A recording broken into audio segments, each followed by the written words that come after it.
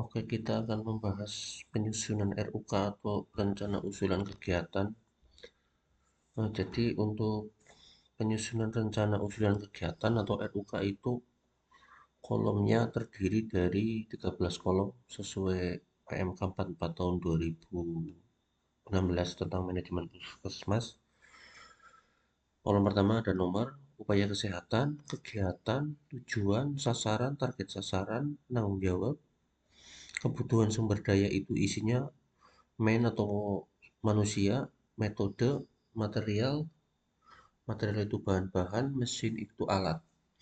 Mitra kerja itu pihak-pihak terkait. Waktu pelaksanaan adalah waktu pelaksanaan dalam 1 tahun mau di bulan apa. Kemudian kebutuhan anggaran itu sifatnya perkiraan aja ya. Indikator kinerja itu isinya adalah indikator kinerja penilaian kinerja puskesmas atau PKP bagi target-target yang ada indikator kinerja PKP-nya.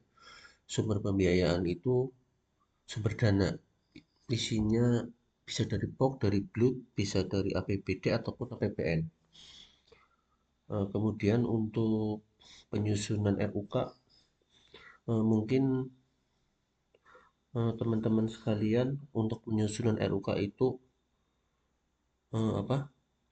Hanya untuk program UKM saja ya, padahal tidak. Penyusunan rencana usulan kegiatan itu adalah menyeluruh untuk seluruh kegiatan, baik itu UKM, baik apakah itu UKP, apakah kegiatan admin atau administrasi dan manajemen puskesmas, terus kegiatan lainnya.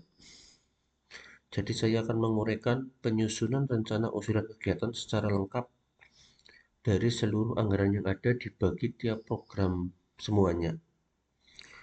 Untuk kolom pertama itu berisi upaya kesehatan.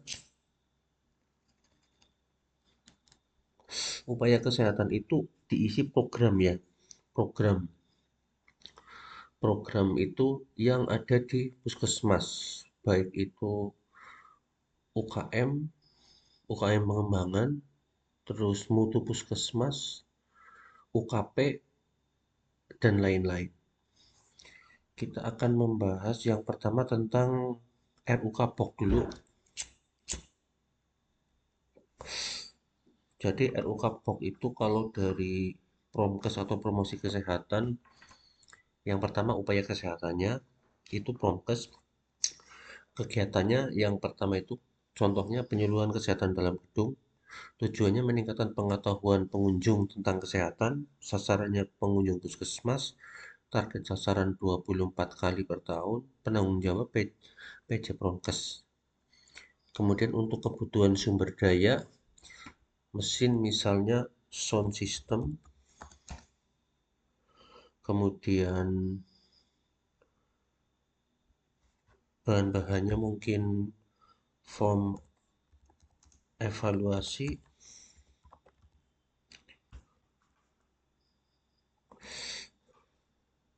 di sini mungkin bisa juga selain sound, materialnya ini ada leaflet seperti ini.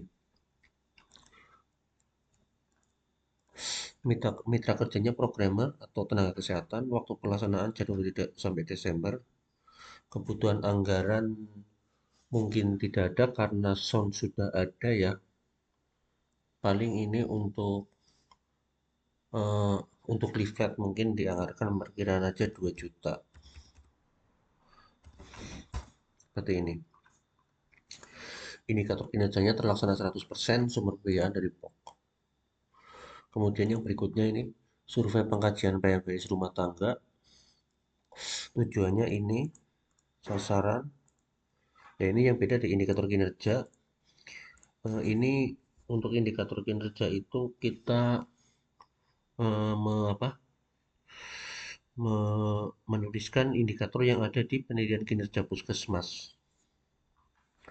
Kurang lebih seperti ini untuk RUK Promkes ya. Ini ada penilaian pengkajian, penilaian PHPS, pengkajian PHPS TTU, penilaian pengajian PPS tempat kerja, tempat ponpes, intervensi kelompok, pendidikan, dan lain-lain. Ini ada penyuluhan TB, ini merupakan program kerja Promkes. Yang berikutnya, program berikutnya tentang penyihatan lingkungan atau Kesling. Ini ada pengawasan sarana air bersih, seperti ini, pembinaan TTU, pembinaan sanitasi, pembinaan TPM, inspeksi sanitasi, dan STBM. Kemudian program berikutnya ada KIA, pelaksanaan kelas ibu hamil, SIB kami tim, review SDIDTK.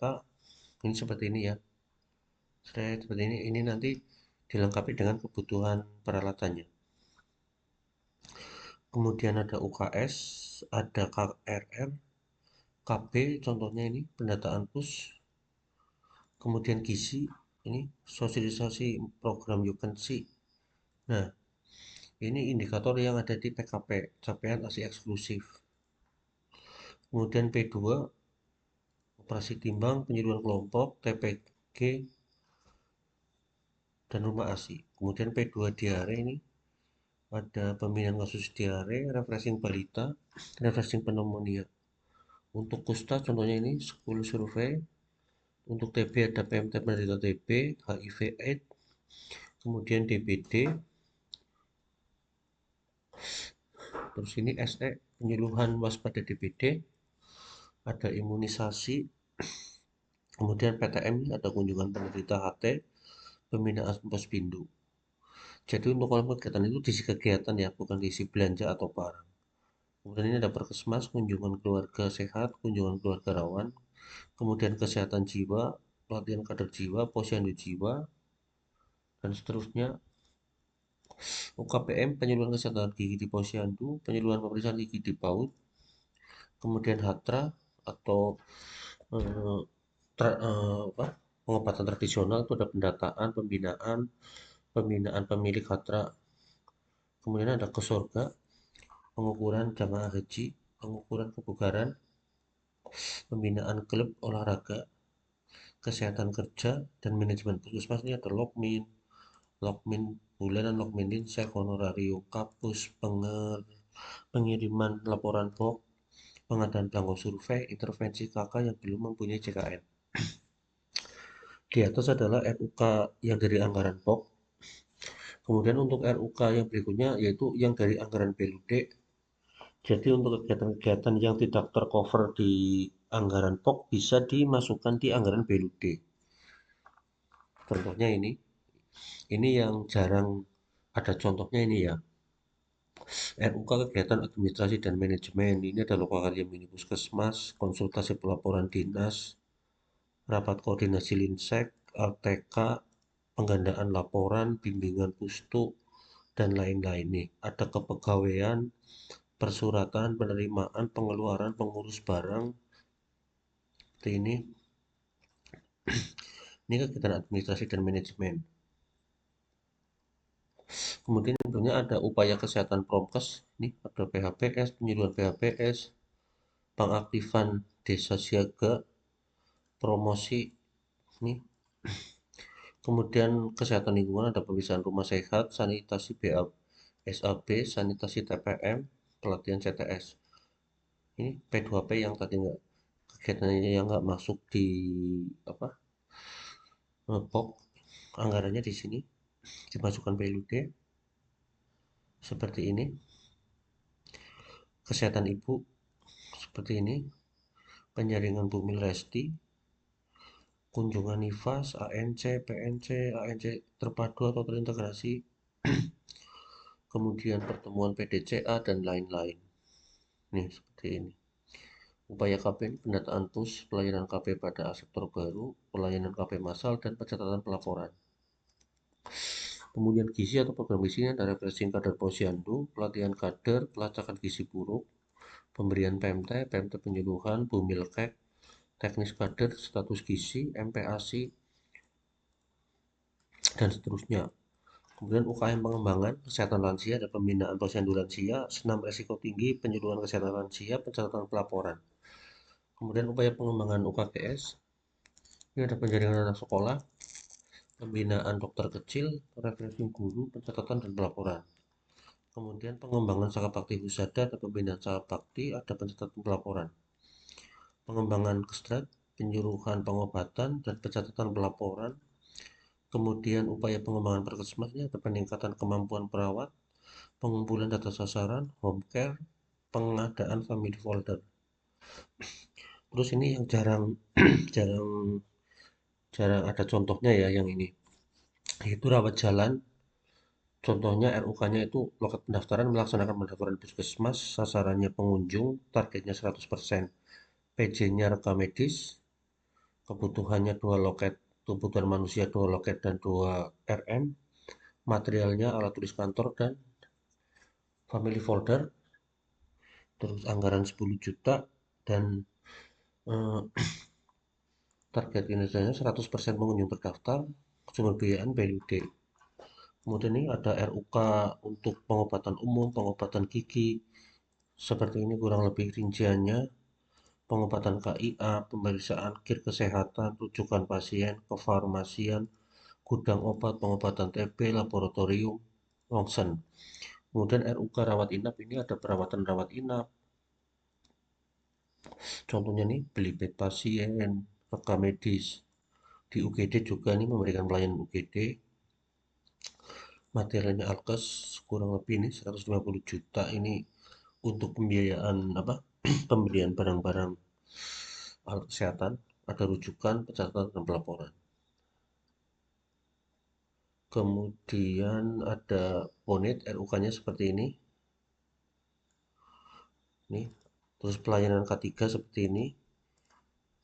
Kemudian RUK PPI bentuknya seperti ini. Terus kemudian RUK Mutu Puskesmas itu ini contohnya ada pelatihan mutu, pelatihan audit, RTM, rapat penyusunan pedoman peningkatan mutu, rapat penyusunan penetapan indikator, rapat pembuatan risiko, dan lain-lain. Terus PMKP atau keselamatan pasien contohnya ini RUK-nya. Ya, jadi untuk penyusunan RUK itu bukan sebagian besar ada contohnya UKM ya. Padahal RUK itu untuk seluruh kegiatan yang ada di puskesmas, baik UKM, UKP, mutu, rawat inap, rawat jalan, UGD, dan lain-lain. Sekian, semoga bermanfaat.